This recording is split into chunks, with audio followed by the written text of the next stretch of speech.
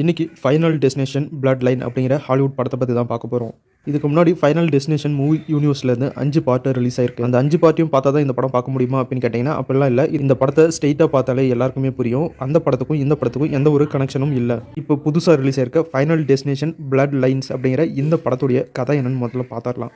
நம்ம படத்துடைய ஹீரோயின் இப்போ காலேஜ் படிச்சுட்டு இருக்காங்க. 2 மாதமாக அவங்களால சரியாக தூங்க முடியல. எதனால் அப்படின்னா ஒரு வினோதமான கனவு. அந்த கனவுல எல்லாருமே கொடூரமாக சாகுறாங்க. அந்த கனவுல ஹீரோயினுடைய பாட்டியும் தான் சாகுறாங்க. இந்த கொடூரமான கனவு திரும்ப திரும்ப அவங்களுக்கு வந்துக்கிட்டே இருக்குது. இந்த கனவை நம்ம நிறுத்தியே ஆகணும் அப்படின்றதுக்காக ஹீரோயின் காலேஜிலேருந்து அவங்களுடைய பாட்டியை தேடி கிளம்புறாங்க. ஹீரோயின் அவங்களுடைய பாட்டியை சந்திச்சதுக்கப்புறம் அந்த பாட்டி சொல்கிறாங்க, மரணம் நம்ம குடும்பத்தை வேட்டையாடிட்டுருக்கு, அதை நான் தடுத்து வச்சுட்டு இருந்தேன். ஆனால் இப்போ அந்த மரணம் நம்ம குடும்பத்தை வேட்டையாட போகுது அப்படின்னு பாட்டி சொன்னதுக்கப்புறம் அடுத்தடுத்து நடந்த சுவாரஸ்யமான சம்பவங்கள் என்ன, மரணம் ஹீரோயினுடைய குடும்பத்தை வேட்டையாடுது அப்படின்னு ஹீரோயின் தெரிஞ்சுக்கிட்டதுக்கப்புறம் மரணத்துக்கிட்ட இருந்து ஹீரோயின் அவங்களுடைய குடும்பத்தை காப்பாற்ற என்னெல்லாம் பண்ணாங்க, என்ன காரணம், எதுக்காக மரணம் ஹீரோயினுடைய குடும்பத்தை வேட்டையாடுது, அதுக்கு பின்னாடி இருக்கிற ஃப்ளாஷ்பேக் ஸ்டோரி என்ன, கடைசியாக மரணம் ஜெயிச்சதா இல்லை மரணத்துக்கிட்ட போராடி ஹீரோயின் ஜெயிச்சாங்களா அப்படிங்கிறதெல்லாம் ஃபைனல் டெஸ்டினேஷன் பிளட் லைன்ஸ் அப்படிங்கிற இந்த படத்தை பார்த்து நீங்களே தெரிஞ்சுக்கோங்க.